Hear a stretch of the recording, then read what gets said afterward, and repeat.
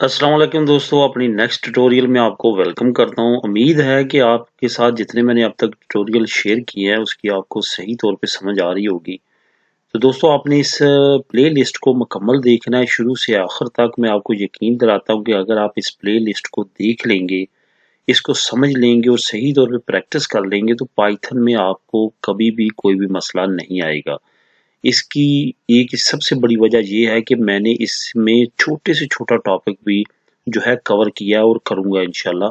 उसकी सबसे बड़ी वजह ये है कि मैं कोई भी ऐसा टॉपिक नहीं छोड़ना चाहता कि कभी आप प्रैक्टिकल लाइफ में जाएँ, पाइथन में आपको कोई मसला हो और आप ये कहें कि मैंने अपने इस प्लेलिस्ट में उसको कवर नहीं किया। तमाम को कवर करूँगा, सिर्फ़ आपने ये करना है कि आपने प्लेलिस्ट को पूरा देखना है।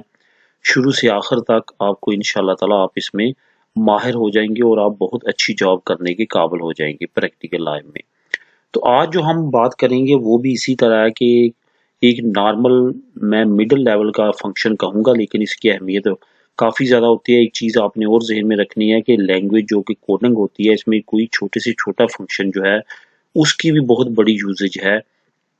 किसी जगह पे भी आपको फंक्शन लगाते हुए, काम करते हुए उसकी ज़रूरत पड़ सकती है और छोटे से फंक्शन की वजह से आपके घंटे बच सकते हैं। यानी कि काफ़ी बड़े जो डाटा को है वो स्मॉल डाटा में आप कन्वर्ट कर सकते हैं कोडिंग का सही इस्तेमाल करते हुए।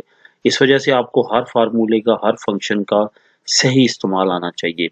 आज जो हम बात करेंगे, आपने वेरिएबल्स की लास्ट मेरी वीडियोज़ देखी होंगी। वेरिएबल एक बहुत अहम टॉपिक है पाइथन में। तो आज जो हम कवर करेंगे वो ये करेंगे कि वन वैल्यू अगर हो जो है डिफरेंट वेरिएबल्स की, आपके सामने है ये, आप ए वेरिएबल है, बी वेरिएबल है, सी वेरिएबल है और आगे इज इक्वल टू, मैंने आगे ये देखें ये फंक्शन लिखा हुआ है यानी कि ए बी सी। मैं यहाँ पे एग्जांपल मैंने कुछ इस तरह की ली है कि A B C three student हैं। अब थ्री स्टूडेंट जो हैं वो हमने उन वो तीनों के तीनों पास हो चुके हैं, ठीक है। अब इसका पाइथन में हम किस तरह से इसको जो है वो हम यूज करेंगे, ये काफी अहम है क्योंकि पाइथन जो प्रोग्राम लैंग्वेज है ये बहुत ज्यादा इंस्टीट्यूशनल लैंग्वेज भी कहलाती है। बड़े बड़े इंस्टीट्यूट इसको इस्तेमाल करते हैं, बड़ी बड़ी कंपनीज इस्तेमाल करती हैं। तो ये एक एग्जांपल है। फॉर एग्जांपल एक यूनिवर्सिटी या कॉलेज का एक सॉफ्टवेयर है जहाँ पे ए बी सी ये मुख्तलिफ नाम हो सकते हैं स्टूडेंट्स के। तो वो तीनों पास हो चुके हैं। अब तीनों को हमने अपनी पाइथन लैंग्वेज में किस तरह यूज करना है, इसका कोड किस तरह लिखना है, ये आपके सामने है ए बी सी।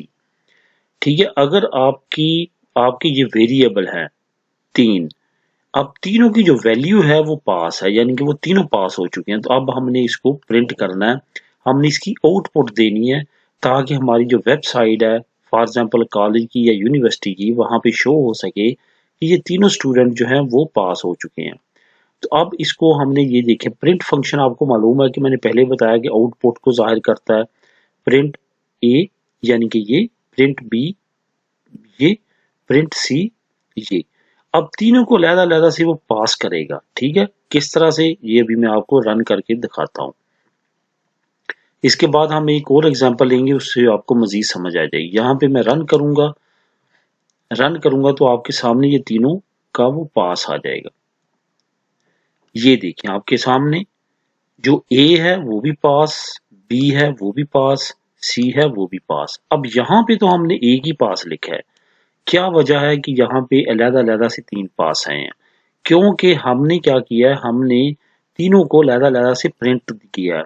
हमारी इनपुट एक ही थी लेकिन हमने अपने कोड को इस्तेमाल करते हुए जो है अलग-अलग कर दिया। ये दोस्तों एक एग्जांपल है, इस वजह से ये स्मॉल डाटा में है, लेकिन जब आप बड़ी-बड़ी कंपनीज में काम करते हैं तो वहां पे बहुत बड़ा-बड़ा डाटा होता है। तो जो डाटा मैच कर रहा होता है उसको इस तरह से फिर एक ही वेरिएबल दे के उसकी वैल्यू को लिख के वो ऐसे प्रिंट कर दिया जाता है ताकि आपका टाइम बच सके और बड़े बड़े डाटा को आप असमुलेट कर सकें और अपने काम में ला सकें।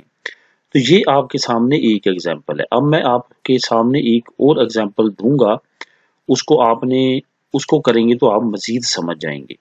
यहाँ पे मैं अपना नोटपैड ओपन करता हूँ। यहाँ पे मैंने टाइम की बचत के लिए जो है वो ऑलरेडी एक प्रोग्राम बनाया हुआ है।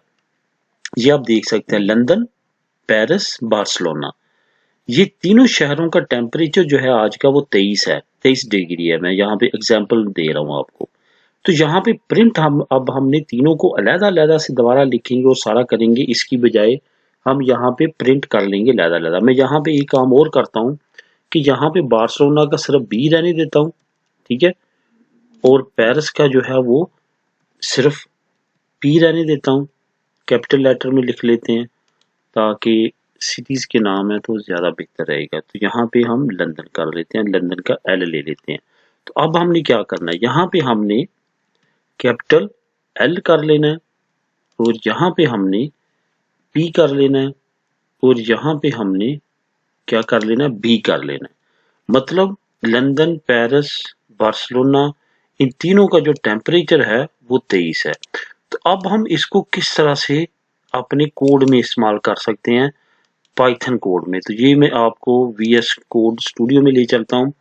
जो हमने पहले ली थी एग्जांपल, उसको मैं डिलीट कर देता हूँ और यहाँ पे मैं इस अपने कोड को पेस्ट कर देता हूँ। पेस्ट करने के बाद आपको मालूम है एक काम आपने लाजमी करना होता है, वो होता है, सॉरी इसको मिनिमाइज कर देते हैं, वो होता है कंट्रोल S, ठीक है। कंट्रोल, ये कैप्स लेटर में है, कंट्रोल हम S करेंगे तो वो हमारा सेव हो जाएगा। अब हम इसको क्या करेंगे, अब हम इसको रन करेंगे और आपके सामने मैं दिखाऊंगा कि वहां पे हमारा रिजल्ट क्या आता है। ये देखें, LPB 23 सेंटीग्रेड, ठीक है, print L, print B, print P and P, ये देखें 23 डिग्री 23 डिग्री 23 डिग्री। तो इस तरह से आप जो है वो when value and multiple variables के फंक्शन को यूज कर सकते हैं पाइथन में। तो दोस्तों इससे रिलेटेड अगर आपके जहन में भी क्वेश्चन हो तो आप नीचे कमेंट कर सकते हैं। दुआ में याद रखिएगा, मिलेंगे नेक्स्ट ट्यूटोरियल में। अल्लाह हाफिज।